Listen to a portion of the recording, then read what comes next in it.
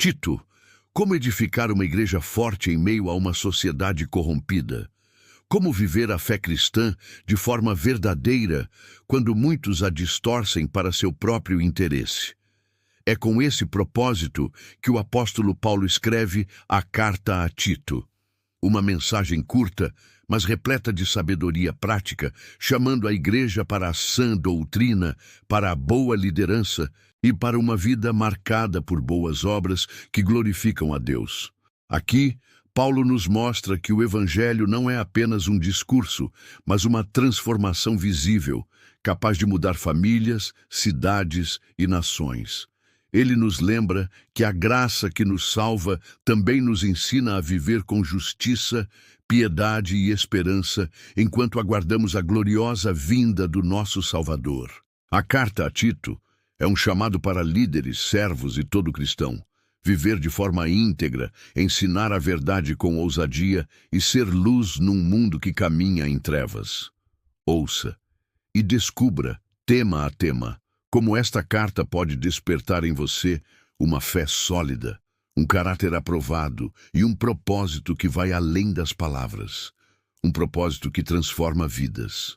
Tito capítulo 1, versículos 1 ao 4. Prefácio e saudação. Paulo, servo de Deus e apóstolo de Jesus Cristo, segundo a fé dos eleitos de Deus e o conhecimento da verdade, que é segundo a piedade, em esperança da vida eterna, a qual Deus, que não pode mentir, prometeu antes do começo do mundo, mas a seu tempo manifestou a sua palavra pela pregação que me foi confiada segundo o mandamento de Deus, nosso Salvador. A Tito, meu próprio filho, segundo a fé comum. Graça, misericórdia e paz, da parte de Deus Pai e da do Senhor Jesus Cristo, nosso Salvador. Tito capítulo 1, versículos 5 ao 16. Encargo de organizar a igreja de Creta e reprimir falsos doutores. Por esta causa te deixei em Creta, para que pusesses em ordem as coisas que ainda restam e estabelecesses anciãos em cada cidade, como já te mandei. Aquele que for irrepreensível, marido de uma só esposa, tendo filhos crentes, não acusados de libertinagem ou rebeldia.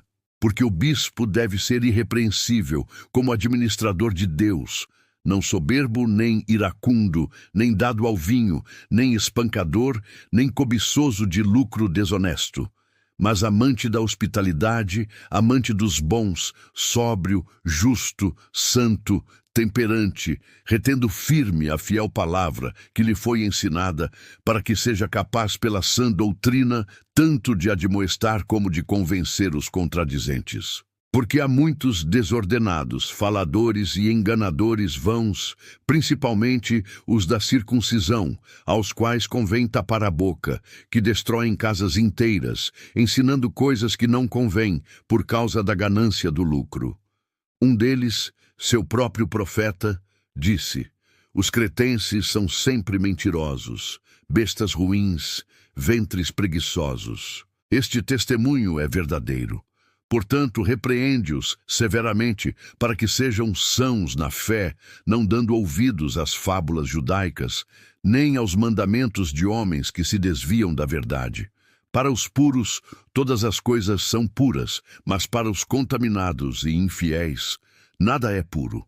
Antes, até sua mente e consciência estão contaminadas. Eles professam que conhecem a Deus, mas com as obras o negam, sendo abomináveis e desobedientes e reprovados para toda boa obra. Tito capítulo 2, versículos 1 ao 10. Exortações aos idosos, às mulheres, aos mancebos e aos servos. Tito deve ser ele mesmo um exemplo em tudo.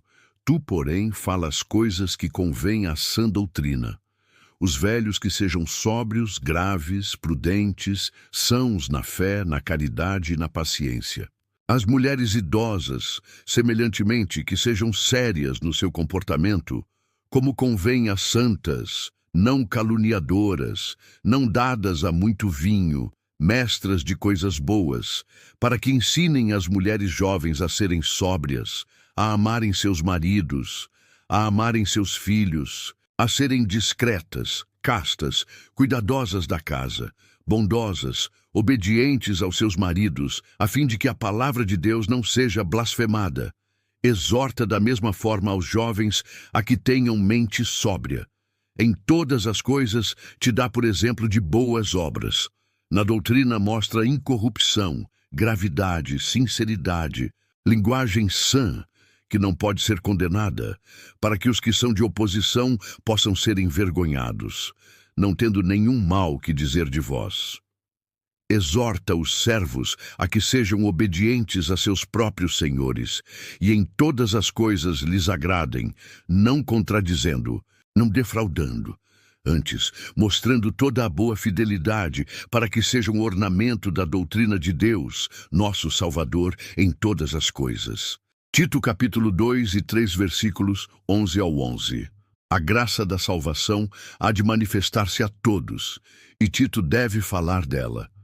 Porque a graça de Deus, que trouxe salvação, manifestou-se a todos os homens, ensinando-nos que, renunciando à impiedade e às concupiscências mundanas, vivamos de maneira sóbria, justa e piamente neste mundo presente, aguardando a abençoada esperança e o aparecimento glorioso do grande Deus e nosso Salvador Jesus Cristo, o qual se deu a si mesmo por nós, para nos remir de toda a iniquidade e purificar para si um povo peculiar, zeloso de boas obras. Fala destas coisas, e exorta e repreende com toda a autoridade. Ninguém te despreze. Admoesta-os a que sejam submissos aos principados e potestades, que obedeçam os magistrados e estejam preparados para toda boa obra. Que de ninguém falem mal, nem sejam contenciosos, mas bondosos, mostrando toda mansidão para com todos os homens. Porque também nós éramos, noutro tempo, tolos, desobedientes, enganadores, servindo a várias concupiscências e prazeres, vivendo em malícia e inveja, odiosos, e odiando uns aos outros.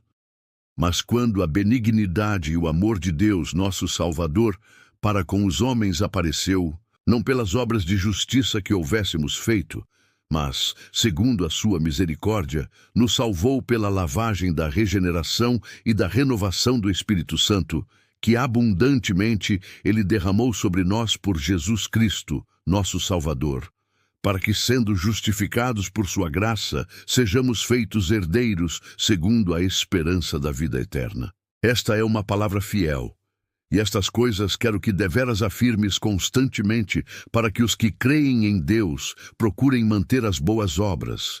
Estas coisas são boas e proveitosas aos homens. Mas evita questões tolas, genealogias e contendas, e debates acerca da lei, porque são inúteis e vãs. Ao homem que é herege, depois da primeira e segunda admoestação, rejeita, sabendo que aquele que é assim está pervertido e peca, estando condenado em si mesmo. Tito capítulo 3, versículos 12 ao 15. Recomendações particulares, saudações.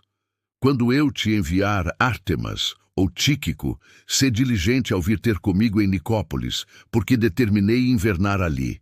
Conduza diligentemente Zenas, o advogado, e Apolo em sua viagem, para que nada lhes falte.